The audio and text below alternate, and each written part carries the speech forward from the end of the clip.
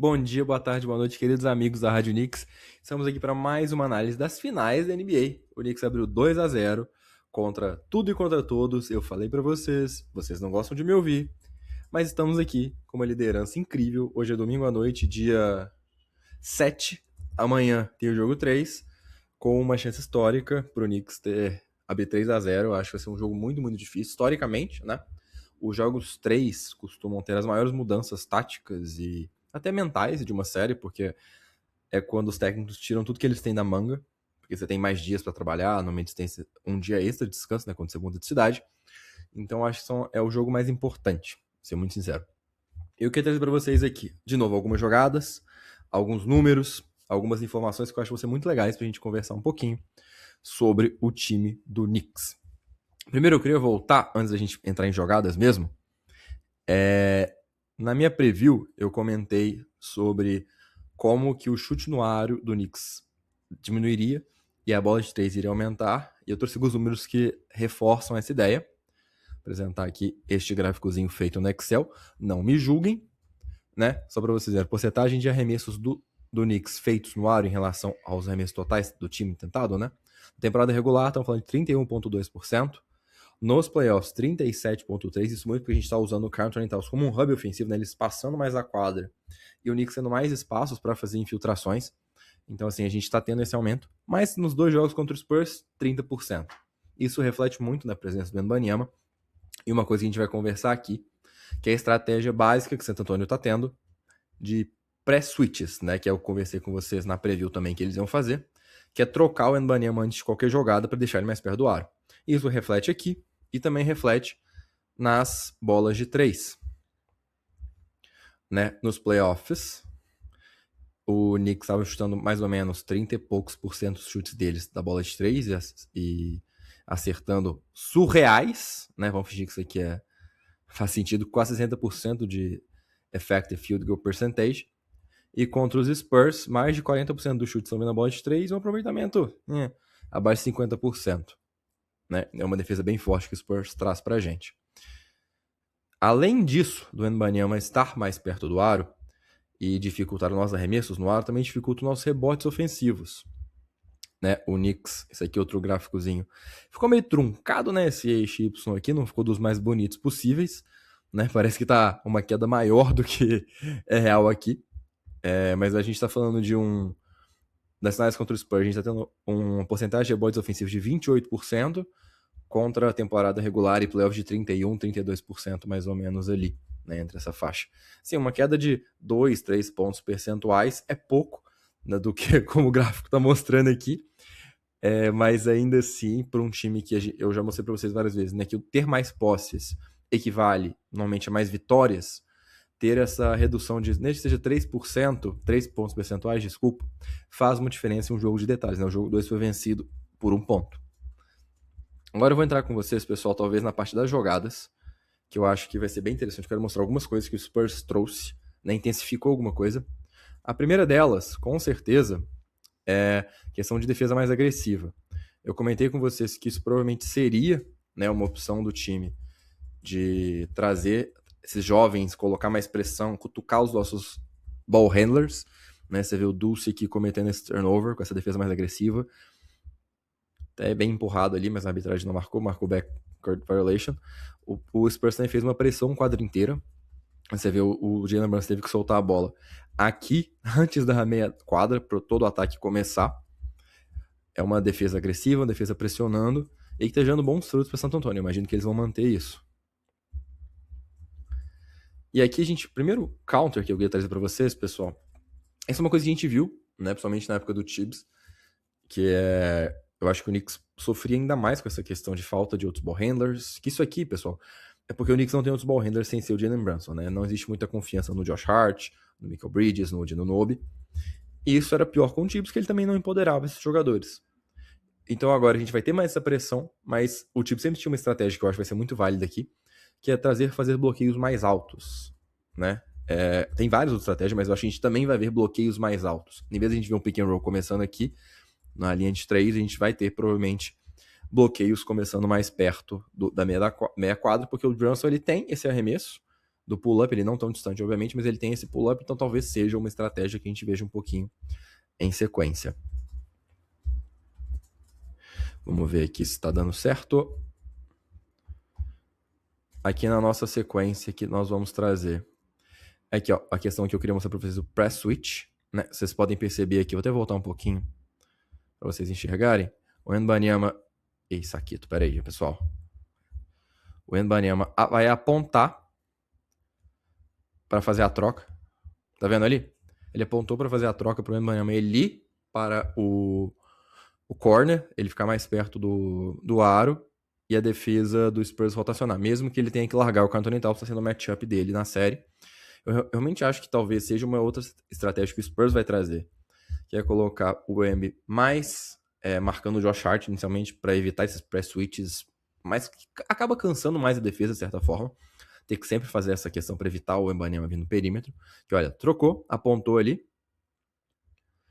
E uma estratégia que o Knicks vai fazer é fazer esse empty side action. O que é o empty side action? Nesse caso aqui, foi um dribble handoff com empty side. Normalmente a gente vê mais empty side pick and rolls, né? O que é isso? Vocês estão vendo aqui, pessoal, tem o Josh Hart e o Jalen Brunson no lado esquerdo da quadra.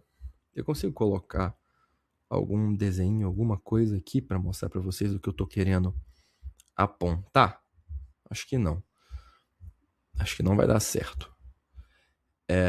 Que pena. Mas enfim. Tá vendo onde tem o logo das finais ali? No lado esquerdo, a gente chama isso de empty side, quando a gente não deixa ninguém daquele lado ali. Porque aí não tem como a pessoa, no caso aqui, o Wembanyama, ficar outra pessoa, trocar. Ele é obrigado a vir pra jogada porque só tem ele e o marcador do ball handler. E aqui a gente tem um dribble handoff com empty side, né? Deve ter algum nome específico dessa jogada no linguajar da NBA. Mas traduzindo pro simplista, né, que tem um empty side e um dribble handoff, que aí a gente obriga o Wembanyama a sair de perto do aro.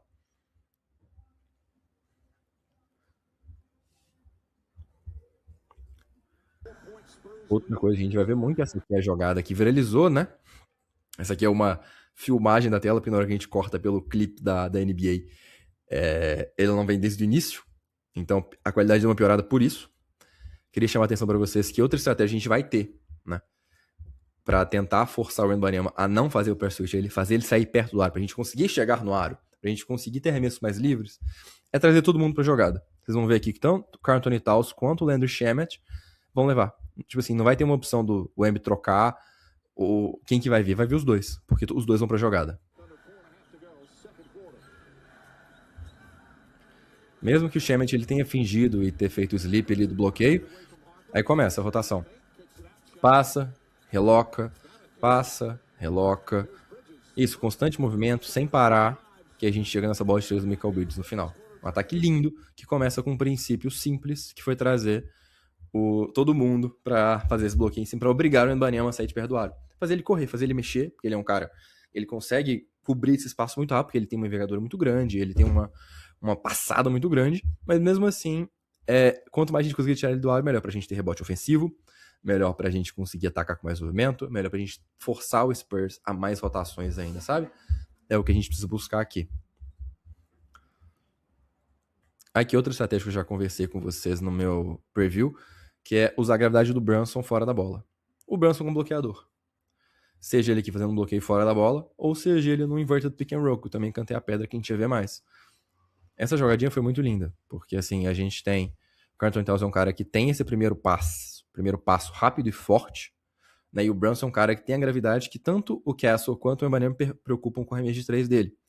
Então você tem dois dos melhores jogadores do Knicks fazendo uma jogada, e aí você obriga, de certa forma, o Wemby respeitar, por mais que ele poderia ter feito um press switch aqui, obviamente, né? Ele ficar aqui no corner e trazer, mas às vezes você tá tão fora do esperado, né? Você ter um inverted pick and roll ali do Big manuseando. O que é inverted pick and roll, né, pessoal? É o Big, ele tá manuseando a bola, o pivô tá manuseando a bola e o armador fazendo bloqueio. O Jalen Brunson, ele é forte, mais forte que o Brunson, mais forte que o Wemby, de certa forma. Então ele consegue criar esse espaço pro Karl Anthony Towns.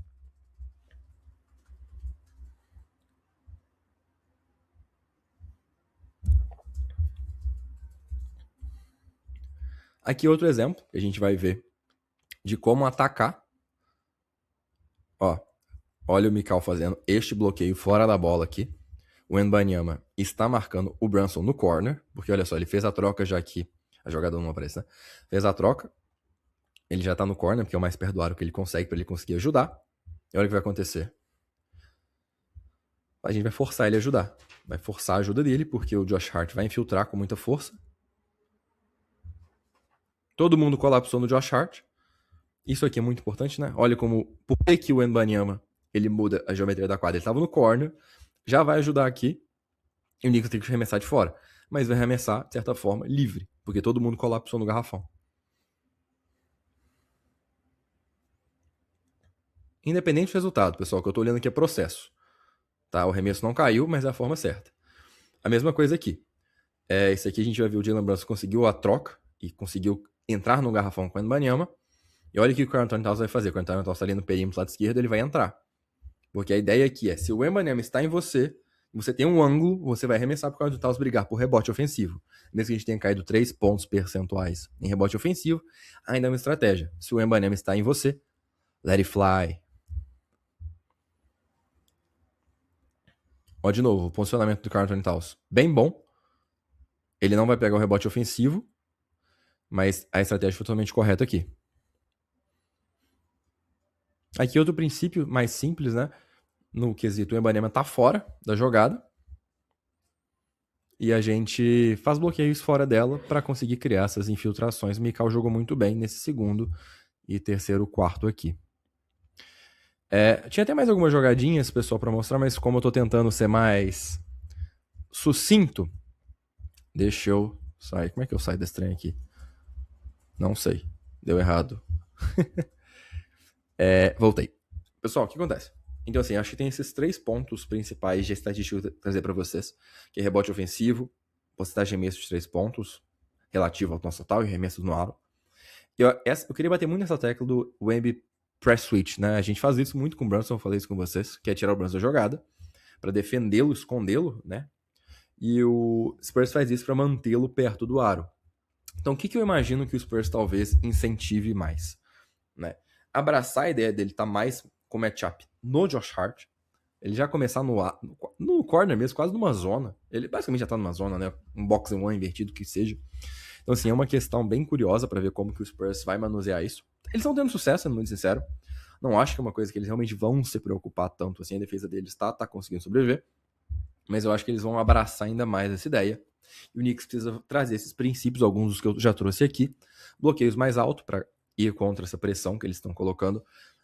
Jogar todo mundo, fazer esses bloqueios, como a gente viu naquela jogada que é o Shamet e o Karl Anthony Towns fazendo o bloqueio. Jogadas com empty side pick and roll, empty side dribble handoff, ter esse tipo de jogada com mais espaço para obrigar o Wembanyama a sair. Constante movimento, ataque, movimento. Procurar esse rebote ofensivo, gerar essas opções de rebote ofensivo. Né? Eu acho que assim, a gente sofreu nesse segundo jogo, questão de faltas, né? A arbitragem estava bem ruinzinha. Mas a gente viu que a gente consegue criar boas situações de certa forma. Principalmente o Karl Anthony Towns, ele tá dominando, o Wembanyama ele não tá sendo capaz de marcar o Karl Anthony Towns num contra um. Sim, consegue, né? Mas no nível de eficiência que esperava-se do Wembanyama, ele tá decepcionando. Mas é o que eu falei desde o início, pessoal. Eu gosto desse matchup nosso contra o Spurs, somente o Karl Anthony Towns. Ele é essa força do perímetro que é totalmente contra-intuitiva pro Wembanyama. São poucos pivôs que fazem sentido realmente ter essa alcunha de pivô espaçador. Eu acho que o Knicks tem realmente chances reais de vencer esse jogo 3. Eu acho que vai ser um jogo tenso. Vai ter a presença do presidente dos Estados Unidos, né? Não vai poder levar mochila, não vai poder levar nada. Vai ser uma loucura. Mas assim, eu acho que o Knicks tem chances reais. Eu acho que a gente tem alguns ajustes para fazer. Principalmente, espero uma partida melhor do Josh Hart. Eu acho que isso é muito importante. Eu acho que a gente sofreu um pouco com as faltas. Ele sofreu um pouco. E cometeu erros que não é muito do Josh Hart. Eu tinha até outra jogada aqui, eu vou pegá-la especificamente, que eu acho que às vezes é bom mostrar. Ele cometeu muita falta. A arbitragem entrou na cabeça dele e cometeu erros meio bobos, sabe? Tipo assim, olha isso aqui. Vou ver se vai dar pra passar pra vocês só pra finalizar. Uma jogada de saída de bola. Ele foi fazer ajuda inútil. O jogo 87-78, último período. Deixou o aro livre. Sabe, isso aqui é erro dele, 100% dele. de desatenção, de tentar resolver demais, porque tinha entrado na cabeça dele. Cometeu aquela falta flagrante, então assim, precisamos de Josh Hart mais concentrado. A gente precisa dele mais concentrado.